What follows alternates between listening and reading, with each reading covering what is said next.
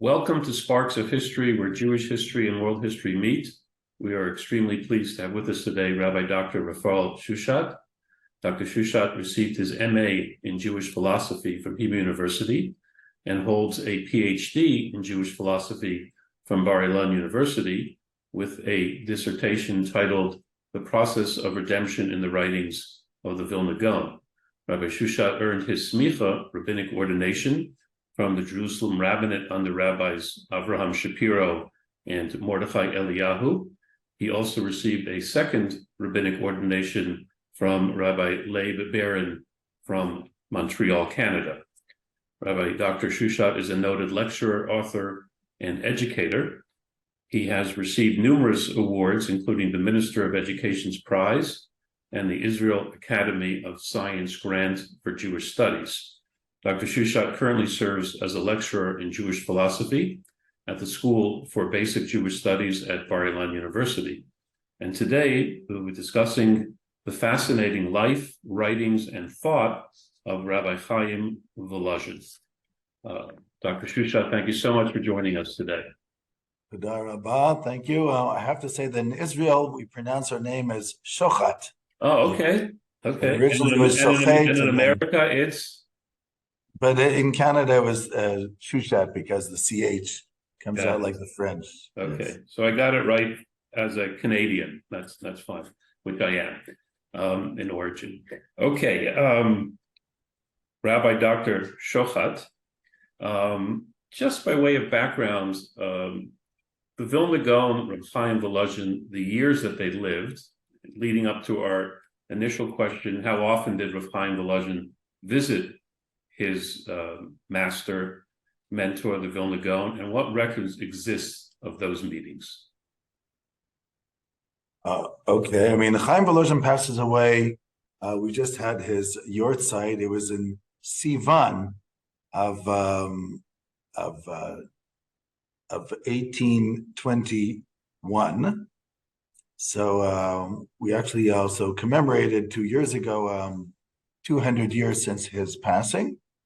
And the Vilna Gaon passed away in 1797, but most of their lives overlapped. According to the literature, which is called the Hanhagot or the She'iltot, he actually tells a student that he met the Vilna Gaon when he was 19 years old originally. The meetings seem to have been sporadic. It's not that he spent a lot of time in Vilna. He actually lived in Volozhin, but when he would come, he would spend a few days with the Vilna Gaon, come back maybe a month or two later and do the same. So this was an ongoing relationship during his life, which, as I said, he first met him at 19, but I don't know at what age he became closer to him because it doesn't actually say in the literature.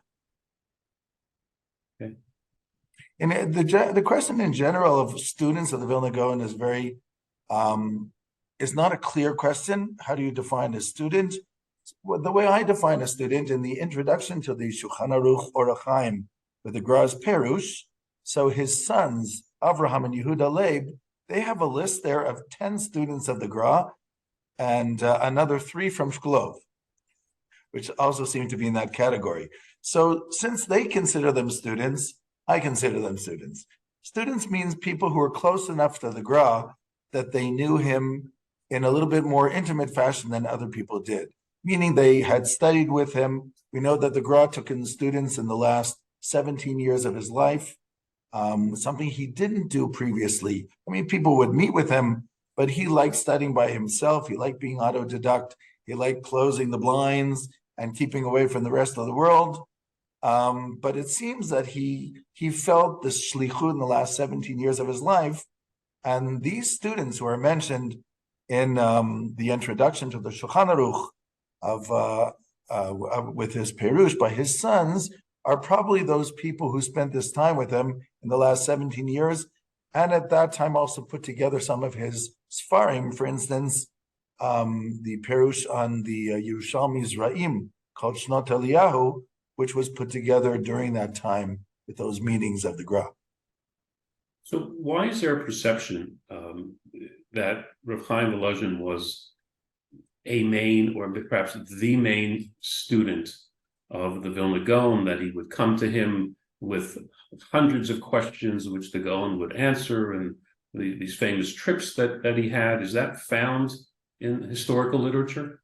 Well, first of all, in that same introduction by the Talmidim of the Gra, they talk about Rav Chaim, they call him Rishon HaTalmidim.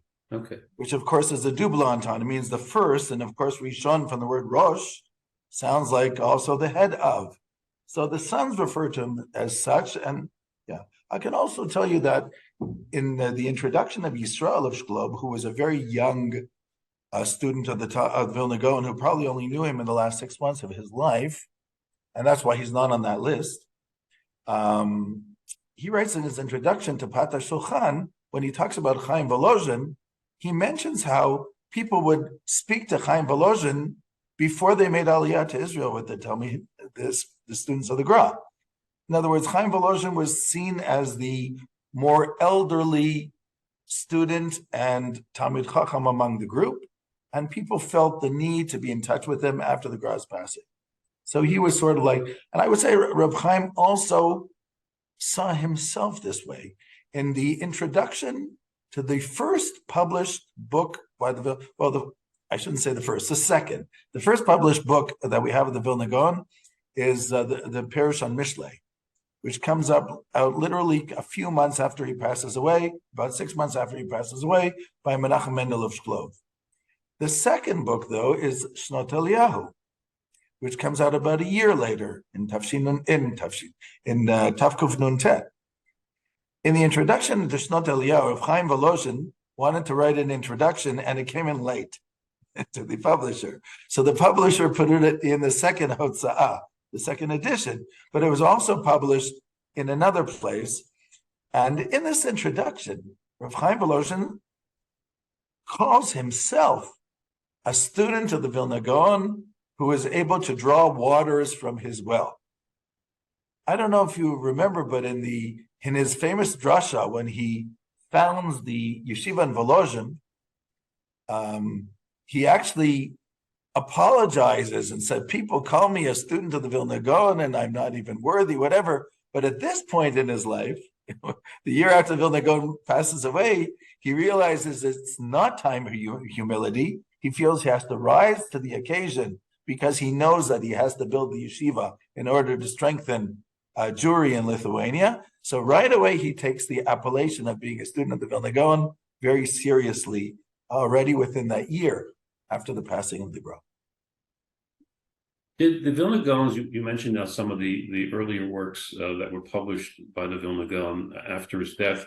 Was Chaim Volozhin involved in any of the publications of the Vilna Gaon's writings?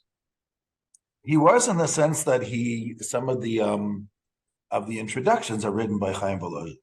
We have 4 to 5 introductions of Chaim Volozhin to various books.